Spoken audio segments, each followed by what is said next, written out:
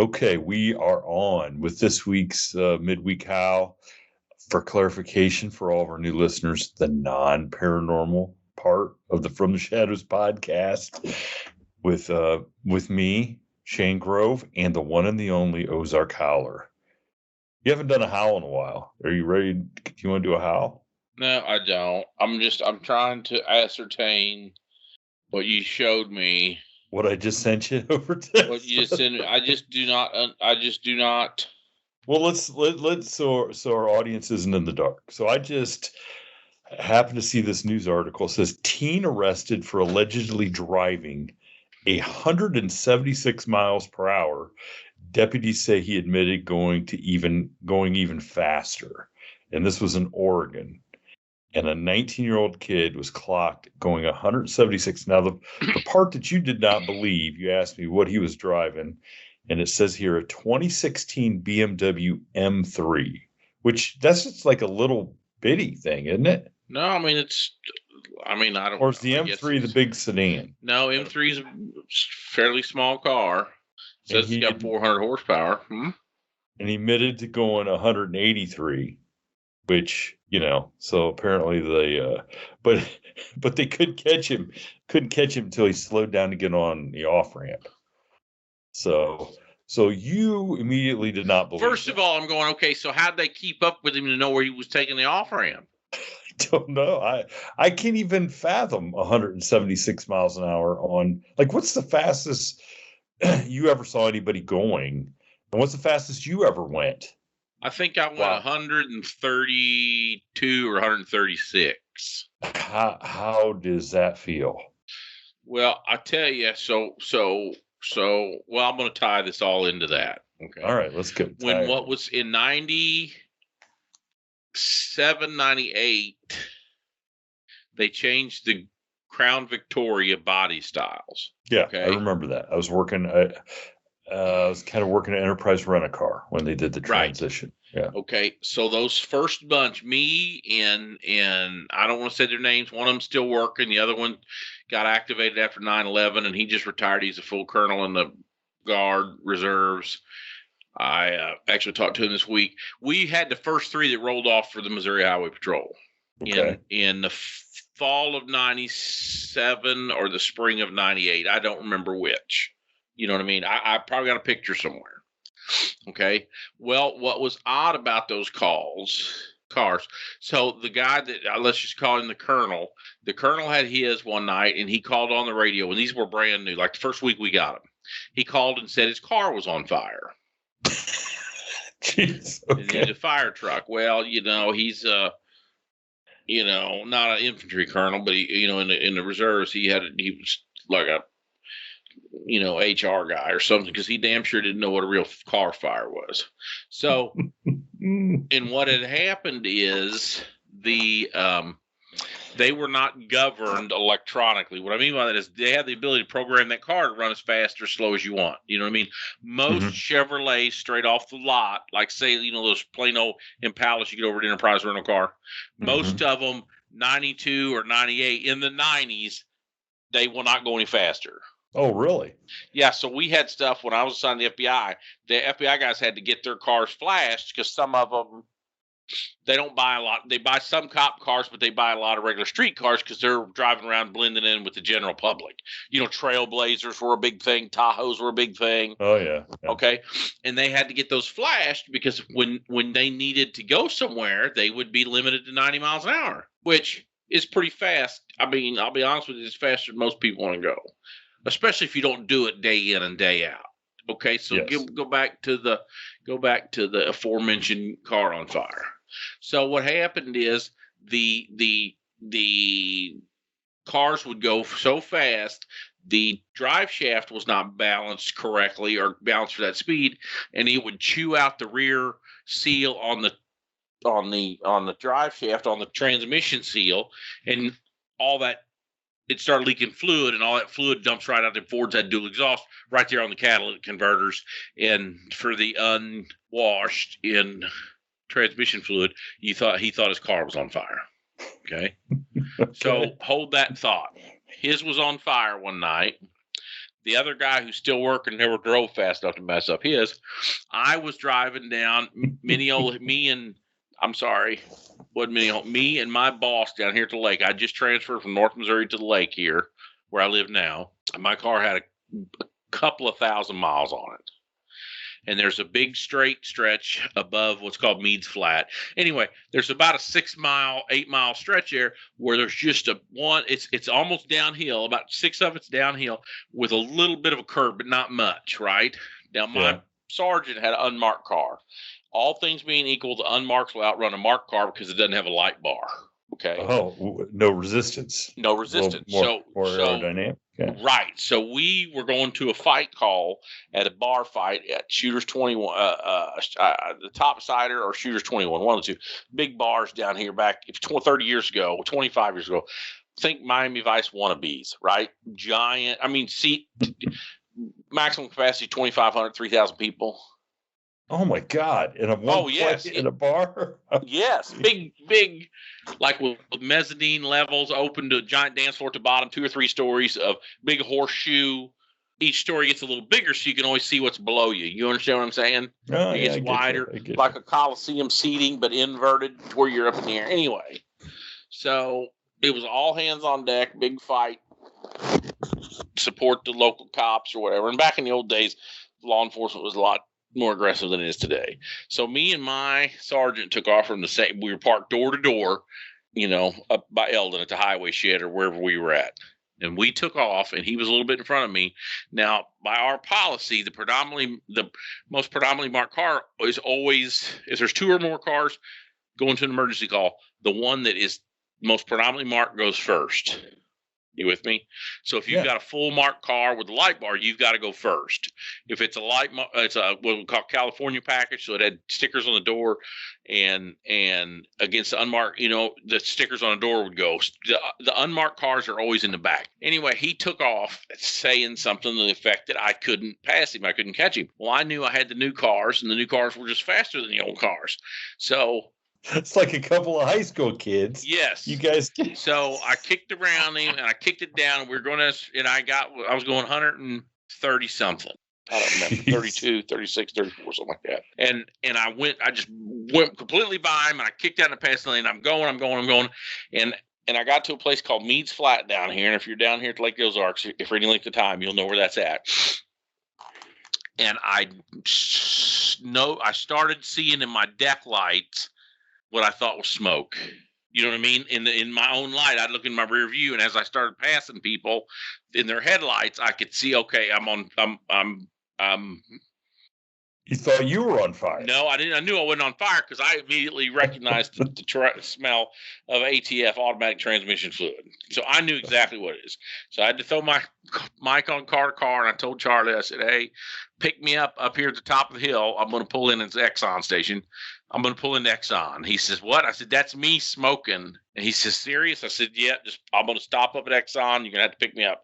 So here I've been driving for 8, 9 miles, 130 miles, just blowing all these people by. And then they got to see me do a pit stop. So I pulled into this 24-hour gas station. By the time I turned my siren off, turned my lights off, I pulled right in there, threw it in park, jumped out. He pulled up to the curb. I jumped in. We took off and went down to this bar fight, which is a whole different.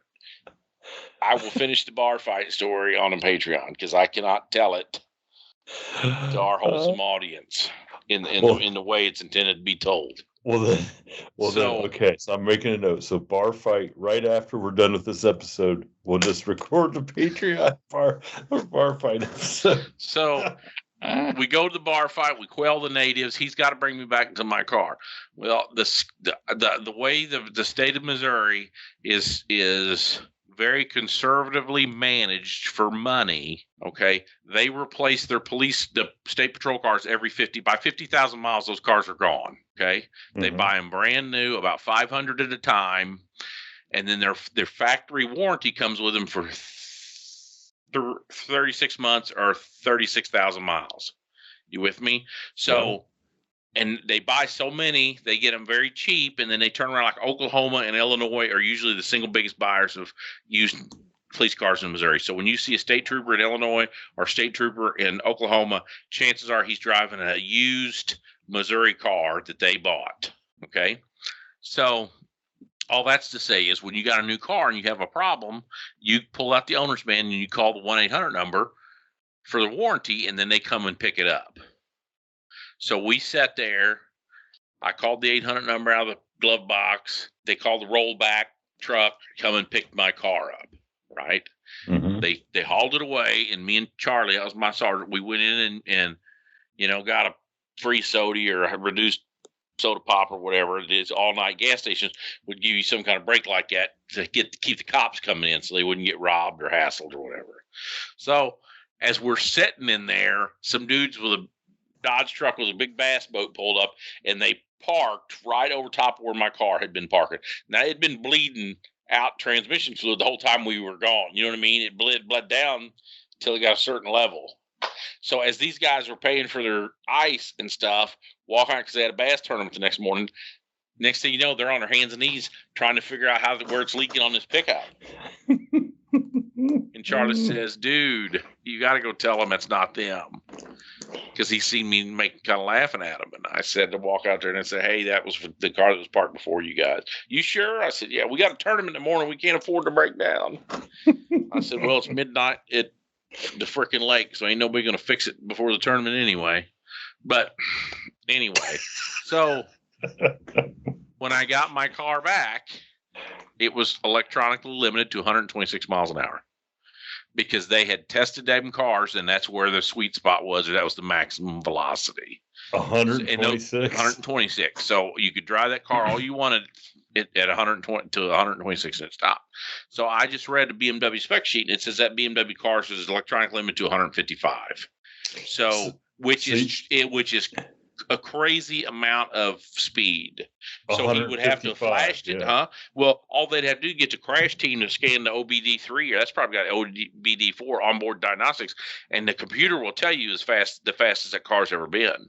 But I mean, at 100, so at 132-ish, like there's no margin for error. Like if something right, so there was a trooper. Now I didn't work a couple years ago. There was a trooper here in Missouri that was killed in a Charger, and those Chargers go 145 miles an hour. He turned around on a motorcycle and was chasing a motorcycle, and he out in corn country where the road is completely flat and completely straight where he was at. Okay. Yeah. But it had a little bit of a dip. You know how you just a little bit of a dip. Yeah. You know what I'm talking about? Oh yeah. And when you're going 100, I think within 30 seconds there. So those computers store everything just like a black box on an airplane. So when he wiped out and crashed, they ended up downloading the data on that thing. And within 30 seconds of him crashing, the top speed was like 146. I think his airbag deployed at 138 or 40. You know, he'd already wiped out. Okay. So because what happens is you hit a little bit of a thing, his suspension stretches out. You know, the weight transfer of the vehicle going up and down. You know what I'm talking about? Mm-hmm. And just any little bit, and you are slide city. I mean, you watch a NASCAR race and see it, and they will spin out, slide out in seconds. You know what I mean? Yeah. Oh yeah. So two things: the car was electronic limited on the BMW. I don't think mechanically, unless he's had some crazy upgrades, I don't think you can get a factory car to do it very long and not break on you. I think in order to have enough horsepower to get that kind of speed, because the faster you go, the more wind you're pushing, the more horsepower it takes, right? Mm-hmm. Yeah, makes sense. Yeah. So you'd have to have some big boy nerves to get it going that fast. Yeah, and radar's not foolproof. You know, I seen the picture. They got a picture on it with a radar gun. So there's a thing called batching where it adds their speed to your speed. You know, there's certain things that anomalies that can happen with that you've got to be on. You know what I mean? That you've got to pay attention. I think that's what didn't we talk about that when I got pulled over in Utah? Maybe, I don't know. I just know that I doubt that it would go that fast. Well, I'm telling you, I drove today. My youngest daughter graduated today from DePaul, and I made the decision. I wrestled with it all week. Our loyal listeners will know that, you know, my two daughters, my ex-wife, the minute they turned 18, decided they didn't need to talk to me anymore. So I wrestled all week with, do I go to her graduation? And I only knew that graduation was coming because the university sent me a card. And it's not quite a 5-hour trip from here. So, I was going to have to get up at 4:00 on a Sunday morning, jump in the car because it was at 10:00, drive straight out there. So anyway, I decided to do it, because actually, on the way out there, it hit me. Okay. So I have not seen her other than when she played in her basketball games at all in the 4 years that she left and went to college. I haven't seen her. There's nowhere I'm going to see her. Because I don't think she's come home in the summers. And even if she did, I wouldn't run into her probably.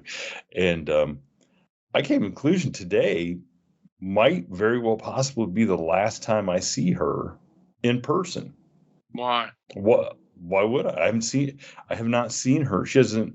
We haven't had any contact. She will not return a text. She won't even return a text to my parents. So if she goes on to law school, which I think was her plan, and then goes and gets a job, she's not moving back here. When am I going to see her? I mean, never see her. I don't know. I didn't know how this was going to take a turn for the worst like this. I mean, how? Well, on the bright side, I decided to go. I got there. I sat in the back. I got to see her, get her diploma. Did you talk to her afterwards or anything? No. Why wouldn't you go over there and be the estranged father? Oh, because it was just because of seeing her mom. And how do you know that? Because her mom's there? Was her mom there? Yeah, I saw her mom and the guy she dates and my other daughter that hasn't talked to me in 5 years, all sitting up front. So I sat there, took a video. I sent the video to her as I was leaving because when she got done, then I just. You mean you took a video and sent it to her so she'd know you were there? Yeah, I said, in case she didn't have a video of it, and I sent her a video and I said, hey, congratulations. And I just stuck around long enough. She didn't reply back to that? Oh, no. Maybe she thought you were stalking her, that you had a nerve that show up and you didn't come over there and talk to her. And now it's back to being your fault again. Exactly. Yeah, it's like all the basketball games I went to. It was literally 3 feet from her while she was warming up, and she would not even look up at us. So, but irregardless. And that's because you didn't like her boyfriend staying at your house, right? That was because that was the other one. That was the other one who's. Oh my God! I can't keep track. And this is the one who, when she went off to college, she was still dating a guy who was a senior in high school, and she kept coming back to see him, which we asked her not to because it's a 4 or 5 hour trip, and she didn't have a very good car, and so she'd sneak back. Why didn't he have the ability to go see her? He was a senior in high school. That didn't mean shit. When I was a senior in high school, I drove wherever I wanted to. Well, he didn't have a job. He didn't have a car. He didn't have what? He didn't have permission. That's what he didn't have. What's that? And so what happened is his mom got a hold of me because she didn't know what to do because my ex-wife insisted that it was okay that my daughter, who was now a freshman in college, could spend the night at their house. And the boyfriend's mom did not want that happening, and she did not know how to address it because my ex-wife is very, very aggressive, needless to say. And I said, well, you can. And at this point, I started my relationship with my daughter. And I said, look, blame it on me. I don't care. It's not right. You don't want it to have, because her point was, look, I don't want to have a grandkid. My son's a senior in high school. He doesn't need to be faced with this sort of stuff. He needs to enjoy his senior year of high school. And so essentially I became the fall guy for it. And, they ended up breaking up, not because of that, but, some other stuff. And so she essentially got her son back. And I lost my daughter because of it. But that's neither here nor there. Well, the classic line was this: my daughter texted me and said, why do you think you have control over what I do and you're not when I am a state away and you're not footing the bill. Well, the funny thing is if she'd have stayed a state away at college, none of this would have even come to light. And since I was paying for the car, the insurance, and her cell phone, I was pretty much footing all her bills that she had because her college was pretty much paid for. So, irregardless, okay, she was, it made some dumb decisions and has doubled down on those dumb decisions. Obviously not if she's graduated. Well, I mean, pertaining to dealing with me and my parents, because she's told she doesn't talk she's my parents and don't have a relationship with her anymore either, which is kind of ridiculous. That's the sad part, and that'll come back to haunt her one day. Yeah.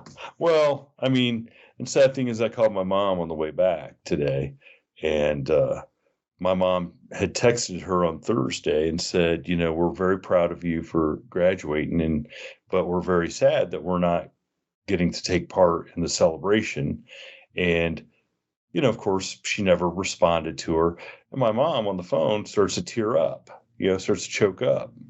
I've never heard my mom tear up, choke up, anything like that. So that maybe really... because she's upset at the way she raised you because you couldn't even manage your women, whether it be your wife or your daughters. There you go.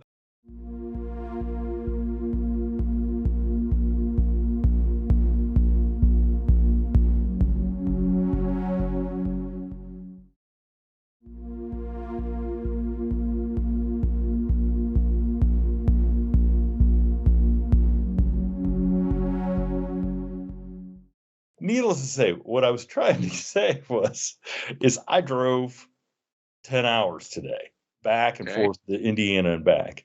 And I was driving every bit of 84, 85 just to not get blown off the road there. Of course, I'm driving a Suburban. I feel a little more safe in that Suburban. But that stretch of road in Indiana has potholes that almost swallowed the Suburban. So I could see going 80, just in the 80s in a big 4-wheel drive vehicle hitting the potholes or the bumps. It felt a little scary. So I can't imagine going 130, 150 on something like that. And then, God forbid, a deer run out in front of you. Yeah, or a dead cow in the road. I mean, I know I've told my dead cow in the road story on this thing. What? You mean the cow was already dead? Yeah.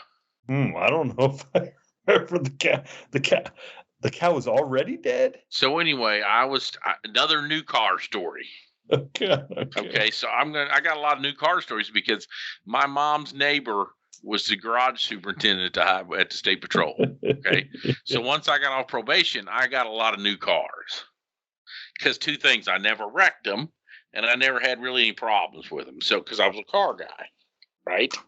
Yeah. So anyhow, we had a troopette. That was what we had back in the days when you could harass women. That was a female trooper, brand new. She's my age. I sort of went to college with her. No. Before we get too far, and somebody gets all bent out of shape, I don't care. You know what I mean? I don't care. It goes back to the tranny story. I just told you my tranny story. Okay. And now episode 144 or whoever that ragged on me, I just told you my tranny story. Okay. I've had tranny problems. And I just give one out. I've got a couple of tranny stories, but that's just the one I gave out. So I'm telling the historical thing of the time and the place what it was. Okay. There you go. So back when there was definite lines in the sexes and law enforcement was more proactive. Okay. We had female troopers. And back then the females realized they were females. Okay. And the males realized they were males. So this girl went to the Catholic school near my school. She was my age. I sort of went to college with her. When I say sort of, we had the same majors, criminal justice. She actually graduated the first try. I didn't because I got a job, whatever. Okay. So I had a good rapport with her. I was walking out because I'm about to get off duty. I'm walking out of the sheriff's office. She's walking into the sheriff's office. We're talking. Plectron goes off, says they're sending an ambulance out to J2, J3, just bad accident, way on the east side of Audrain County. And I don't even know what town that is out there. Not Martinsburg, not between Vandalia and anyway, it doesn't matter.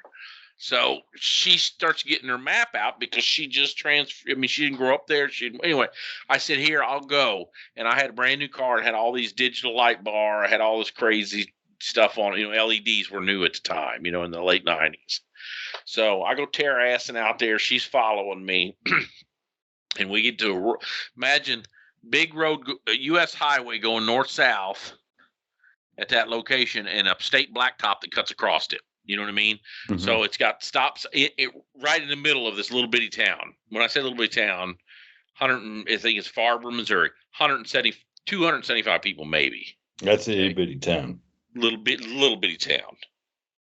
So I turn on the blacktop and I start going, and about a mile and a half, 2 miles east of 54 there's a dead big old beef cow on the road, a Simmental.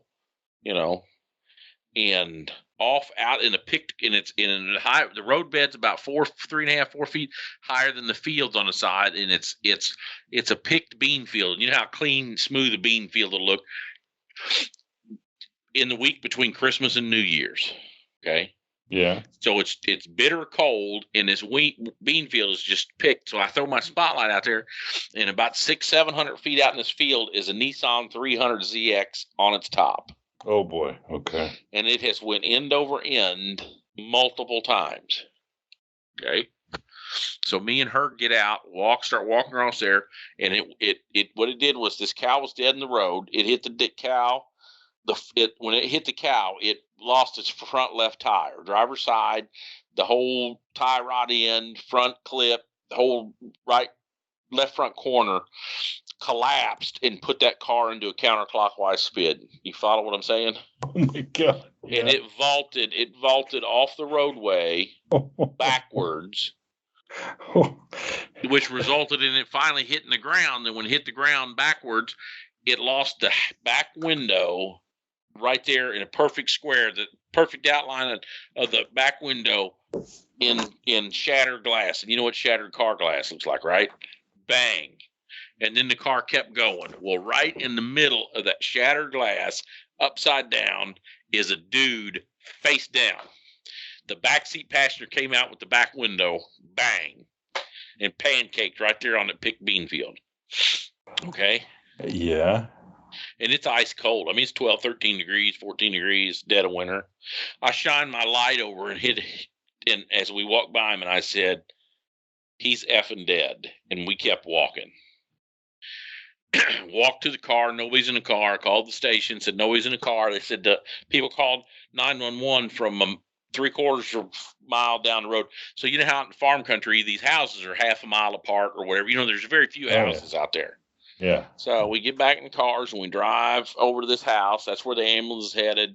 We walk in, they tell the ambulance, come over here because this is where they're at. Of course, the number 2 car on the scene was the dude in the glass's mom and dad. So what happened is when these kids had this wreck, the first thing they do is call 911. The second thing they do is start calling the parents because everybody knows everybody, right? So you have these parents showing up. And this is crazy. So these 2 other kids, the driver and the front seat passenger, walk about 3/4 of a mile to this house, sit down on the couch, wait for the ambulance. When the ambulance gets there, the one stands up, collapses, and he's got a freaking broken neck, broken back. He's walked 3/4 of a mile with no problems. When he sits down, his shit gets twisted around. When he stands back up, he essentially collapses in a paralytic state. Now he ended up not being paralyzed, but that's after he laid on his back for 8 or 10 weeks at the university. You know what I mean? They were able to line his shit together. But so, of course, one of the moms is, where's Junior? Junior was in the car. So now me and the Drew pet realize, oh my God, that's the dude in the back glass up there, right? So we got to tell the ambulance, we got another guy over here. So the ambulance is following us back over there. These first responders are going back over there. I'm going out in the field with these firemen and first responders to show them the dude in the back window. Remember? Yeah. We get there. They grab his neck. You know how they grab him the neck and try to stabilize him? You know what I'm talking about? Now this dude's been face down out there in the cold glass for 20 minutes, maybe 30 minutes. I don't know what time they crashed by the time somebody called 911, so 20 minutes. They stabilize the neck, roll him over, and he takes a big draft and goes, F, it's cold. Then we put some blankets on him and got, And he was okay? Yeah. And here we'd walk past him, didn't even check on him. So, oh my God. Back to the, isn't that terrible? I shouldn't even tell that story. That was over 20 years ago, over 25 years ago. That's the reason why I can tell that story now. So I go back. What's better is if that guy heard this and was like, that's me. Yeah, okay. They're going to sue me. So I go back to this dead cow in the road, and right there in the middle of it is, you remember like 83, 84 Ford trucks had that blue oval? Yeah. So I asked the guy, I said, what was going on? He said, I thought it was loose hay. I thought it was a piece of a round bale. When they feed hay up there, how pieces it peels off. He said, I thought it was a piece of hay. I was just going to drive through it. Why would you drive through a piece of hay? Anyway? Well, because where's he going to go? He can't run off the road. You know what I mean? But it's a 300 ZX. That wouldn't hardly go through a loose bale of hay. Well, he thinks it's just a chunk of hay. The problem, as we're going to find out, is he's going 120 some miles an hour. Oh, jeez. Okay. So yeah, we're gonna introduce him to the criminal justice. We're gonna go through all sorts of stuff in this story. So he says the cow. I said, the cow, was it standing? He said, no, I thought it was a piece of hay. It was already in the road. So I go over there, and there's this blue Ford oval right in the middle. So, and antifreeze and all this stuff, right? Well, so what has happened is somebody's come along in a Ford pickup and hit this cow and killed it, and then they backed away from it and drove away. What? Uh-huh. So somebody hit and run on a cow, right? So my sergeant comes out to reconstruct it. That's how he knows. What they do is what's called the vault formula, because when a car jumps, they can tell you how fast it's going based on where it leaves and where it hit. It's a time deal. Gravity's 9.8 meters per second squared, blah, blah, blah. So he does his time formula and says post-impact, it was still going 114 or 121. I don't remember which. So after it's lost its wheel, it's spun counterclockwise and skidded a couple hundred feet already. When it leaves the roadway, he says, hey, when it left the roadway, mathematically it had to be going like 121.4 miles an hour in order to jump, to vault, you know what I mean, from here and not touch the ground for 285 feet or whatever. Right. So, of course, the parents everybody's from this small community. They're all freaked out because they think they're all getting sued. You understand what I'm saying? Mm-hmm. Because you got three, I think they were 19, 20 years old. They were at home from college. They went to different schools, but they were all home for college for Christmas. So, and they had long neck, there was beer bottles. They had glass Budweisers back when you could, the rural kids drunk Budweiser, Bud Light. They don't do that anymore, but they used to. Anyhow, so my sergeant, as he's doing this, what you can do? And I said, well, the car that hit it didn't go very far. How do you know? And I said, dude, you see all that antifreeze and shit? It's bleeding out. So the next morning, I drove in that little town, and I went house to house to house to house until about behind this guy's shed, behind this wood pile, is this F-150 with a blue tarp covered over top of the front clip of it. I went up to the door. What? That's some investigative work right there. And I walked up and I knocked on the guy's door, and I said, hey, tell me about your truck out there. Oh, it's been parked there for years. I said, is that right? And he said, yeah. I said, you don't mind me taking a look at it? Well, you go ahead. But and is it yours? I kind of got, he made a little bit of an attempt to lie to me and tell me it'd been there for years and he didn't know, you know what I mean? And finally I said, hey, that kid, you hear about that wreck? And everybody heard about the wreck because they flew in a helicopter and landed right there by this town. You know what I mean? It was a big deal. I said, those kids hit that cow last night? And he said, yeah. And I said, before they hit that cow, somebody hit that cow in F-150 and killed it and drove away. I said, so I'm getting ahead of myself. As I'm looking at it under the tarp, I said, you mind if I take a look at it? He said, no. And I come back and I said, hey, looks like that thing hit something. He goes, I hit a deer a few years ago with it. That's what he told me. So I said, hey, that wreck last night, those people hit a cow that somebody in a truck F-150 hit. And I said, and this one DNA was, it was in its infancy. Everybody believed it except for the juries in Los Angeles. And I said, I took a DNA sample of that cow or that blood and fur on that hood. And just by looking at it, it doesn't look like a whitetail hair. It looks like simmental. I'm going to DNA it, and then you're going to get your ass in a sling. And he said, well, okay, dude, it wasn't me. So-and-so came to my house last night about 1:30 and said he needed to ride home. Need to park the truck. He'd hit a deer, and he needed to park the truck. And I said, okay, why? Well, because he's drinking, and he didn't have a license, I think. I said, okay, that's cool. I said, where'd you take him? I took him to his mom's house, and this is the address, and it was a little town further south, down toward Martinsburg. So I drive down there and I knock on the door, and now I've already talked to all the parents of the 3 occupants of this car and the farmer who owns the cows. Now he's saying he didn't own the cows. You know what I mean? He says all his cows are accounted for. I'm like, dude, there's one feedlot in 7 miles of this property, and it's yours, and it's right there 600 yards from the dead cow. And he said, well, it ain't mine. All my cows are accounted for. So it's obvious it's his cow. Because the driver's saying the cow shouldn't have been in the road. The driver's mom and dad's going, the cow shouldn't have been on the road. And the farmer's going, because everybody's worried about getting sued. So I go down this dude's house. I run his driver's license. I find that sure enough, he's got a 5-year denial for DWIs and just stuff. He's got a lot of personal potholes he's been navigating. And it's cold. Remember this, it's cold. Okay.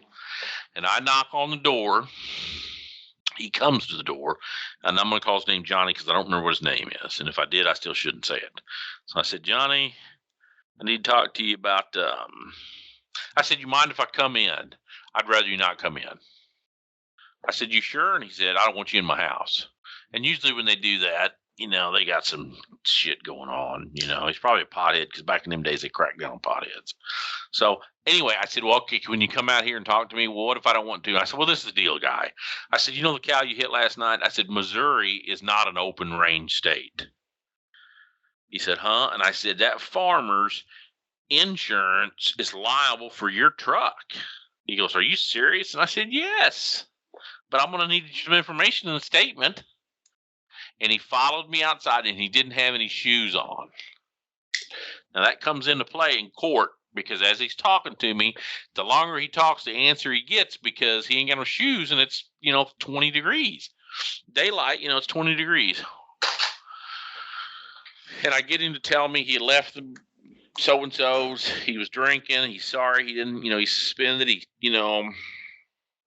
just got spooked because he shouldn't be drinking and driving, but I can't do nothing about it because, I can't give him a sobriety, 20 hours later or whatever it was, 18 hours later.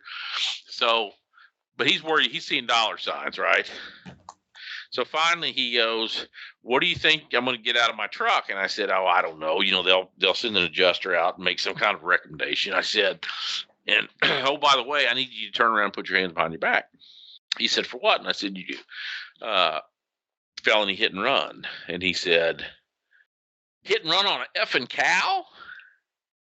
And he said, you said the cow shouldn't have been in the road and it's not my fault. And I said, that accident wasn't your fault. But what was your fault was when the kids come out behind you and then hit the cow that you left in the road. So fast forward, a few months later, we're in court and this public defender's trying to rake me over the coals about scaring him. My client told you he didn't want you to come in the house. That's right. Did you have your uniform on? Yes, ma'am. Do you have your gun on? Yes, ma'am. You're kind of an imposing figure. And I said, I guess I don't see it that way. She goes, how do you know you don't see it that way? I said, he followed me out to my car. And I said he wanted to. And she goes, what makes you think he really wanted to? I said, he didn't even wear any shoes. He was out there barefoot dancing around. And I said, if he really didn't want to be there, he would have went back in the house. I said he was trying to get paid on his truck. And what I told him is the truth. The farmer's insurance has to pay for his truck. It's just he's going to have to pay for the rest. So listen to this. So this is where it all ties into the speed. I go over to university. These kids are all sitting over to University of Missouri Hospital and Clinics because they all got flown over there. So I drive in there and I walk in this thing, and this the mom's crying. She's seen me the night before. She knows, all this going on. And I said, hey, I got some good news. I found the owner, the driver that hit that thing. She said, oh my gosh, you did? And I said, yep. And it goes on and on. She's, giving me a hug. She's crying because she's thinking that they're not going to be liable for this thing, right? Yeah. And as it goes in, and then at the end, I had to pull out my ticket book and I write this kid a ticket for going 121 or 116 or whatever. And she just goes ballistic. You hear these stories about these gals that are there, having a domestic, and the cops are going to save the day, and then they get violent toward the cop. That's what happened. I was the aggressive guy in the world, and instantly she was violent again. First, she started off by saying, that car won't go that fast. And I said, now, come on. It won't go that fast. And then the dad chimed in and said, well, if you stop at the four-way there at 54 and drive, you can't get it to go that fast by the time it hits that cow. And so you wrote him a ticket for running a stop sign. So then I said, no, this is the deal, man. I said that accident was 1.7 miles from the four-way stop. And I said, I stopped at the four-way stop and I floored my 1998 Crown Victoria or whatever it was at the time. And I said, it got to 126 miles an hour when I got there. And I said, the reason why I didn't go faster because it doesn't go faster. And then the kid finally said, okay, I was trying to see how fast my car would go. I had Jimmy and Johnny in the back seat or whatever, and they were, showing off. They were home from college and showing off. Well, I guess they're lucky they didn't all three die. Yeah, totally. Like the cow, the poor cow. Mm-hmm. The cow's still dead as far as I know. Thank you for tuning in to this week's episode of the From the Shadows podcast. Until next time, never shy away from the darkness or what may be lurking in the shadows. We are out.